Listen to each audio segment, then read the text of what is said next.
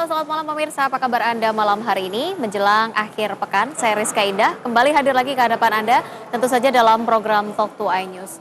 Pemirsa, sidang kasus dugaan penistaan agama dengan terdakwa tunggal Basuki Cahayapurnama atau Ahok sudah digelar pekan kemarin atau tepatnya adalah hari Selasa kemarin begitu, dan sidang akan dilanjutkan pada Selasa pekan depan untuk mendengarkan jawaban dari pihak jaksa penuntut umum atas nota keberatan yang sudah disampaikan secara langsung oleh kuasa hukum maupun oleh terdakwa Basuki Cahayapurnama di hadapan persidangan. Lalu setelah menjadi terdakwa, akankah Ahok dicopot dari jabatannya sebagai Gubernur DKI Jakarta?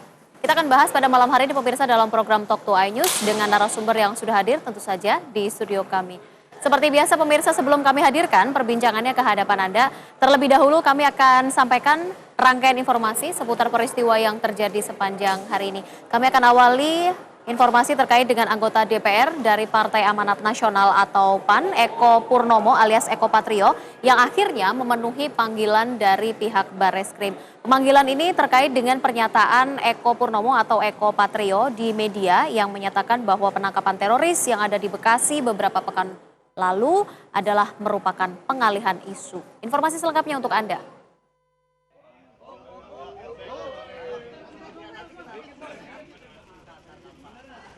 Anggota DPR dari fraksi Partai Amanat Nasional Eko Purnomo alias Eko Patrio memenuhi panggilan Barreskrim Polri di gedung Kementerian Kelautan dan Perikanan Republik Indonesia untuk mengklarifikasi pernyataannya di media terkait penangkapan teroris di Bekasi sebagai pengalihan isu dari penegakan hukum kasus penistaan agama oleh Basuki Cahayapurnama atau Ahok.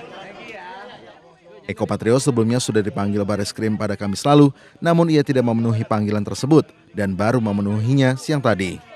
Tidak tahu tiba-tiba malam hari ada berita yang dibuat oleh yang saya tahu hanya satu, tapi dari teman-teman ditelusurin akhirnya ada 7 media online yang buat saya imajiner, mengarang bebas, dan yang ketiga akhirnya yang merasa dirugikan bukan hanya saya secara pribadi, tapi juga instansi kepolisian, ya, dan juga tentunya dengan partai kami, dan juga pastinya teman-teman yang lain juga merasa tersakiti. Ya. Dari Jakarta, Priscilla Siregar, Andri Setiawan, MNC Media melaporkan.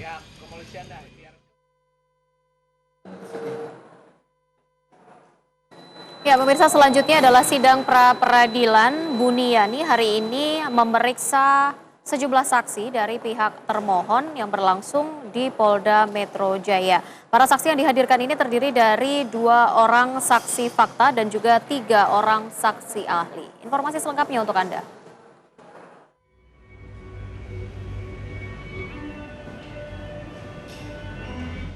Persidangan gugatan pra-peradilan penetapan status tersangka terhadap Buniani oleh Polda Metro Jaya hari ini kembali digelar di Pengadilan Negeri Jakarta Selatan. Persidangan yang dipimpin Hakim Tunggal Sutiono pada hari ini mengagendakan pemeriksaan bukti dan saksi dari pihak termohon Polda Metro Jaya.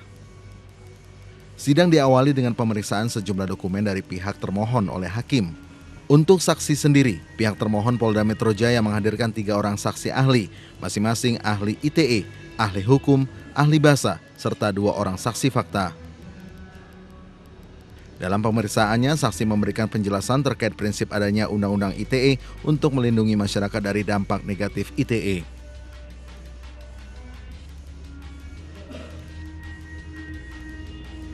Misalkan SARA ya, dijelaskan juga oleh ahli tadi bahwa dengan sengaja itu juga sadar akan kemungkinan, jadi begitu dia memasukkan informasi itu, dia harus sadar bahwa ini kemungkinan ada dampaknya.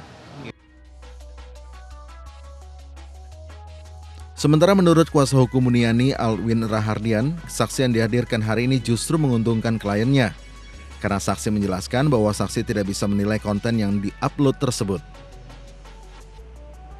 Faris Al-Hasani, Agus Dwi Prastio, MNC Media, Jakarta.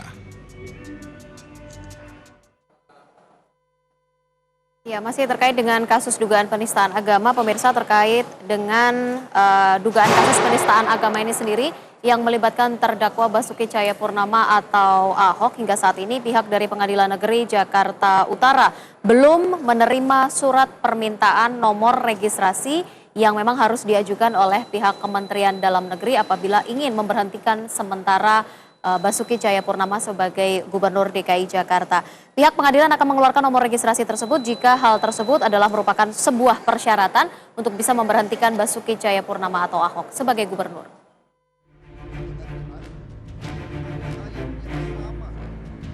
Dalam kasus hukum Basuki Cahayapurnama atau Ahok, jika sesuai dengan aturan Undang-Undang Nomor 10 Tahun 2016 tentang Pilkada, seseorang yang terjerat kasus hukum dan statusnya telah menjadi terdakwa, maka pemberhentian sementara dari jabatan yang disandangnya haruslah segera dilakukan. Namun pihak Pengadilan Jakarta Utara justru mengaku belum menerima permintaan dari Kemendagri sehingga nomor register perkara Ahok belum dikeluarkan. Humas Pengadilan Negeri Jakarta Utara Hasoluan Sianturi bahkan mengaku baru mengetahui adanya prosedur pengeluaran nomor registrasi terdakwa sebagai bahan pelengkap surat resmi keputusan pemberhentian sementara. Pihak pengadilan tentu akan menyikapi kalau ada permintaan seperti itu dari instansi lain, kita akan cermati, kita kaji, dan kalau ada landasan hukum dan oleh ketentuan perundang-undangan mengamanatkan kalau ada permintaan dan kita akan mengirimkan, ya tentu pengadilan nanti akan mengkajinya. Jika nantinya ada permintaan resmi dari Kemendagri, maka permohonan tersebut akan dicermati dan dikaji pihak sebelum mengeluarkan nomor register perkara. Dari Jakarta, Rani Stone Sanjaya, MNC Media melaporkan. Apakah memang Basuki Cahayapurnama atau Ahok akan dicopot atau diberhentikan sementara sebagai Gubernur DKI Jakarta? Kita akan bahas pada malam hari ini pemirsa dalam Talk to iNews dengan narasumber yang sudah hadir. Tentu saja usai jeda berikut, tetaplah bersama kami.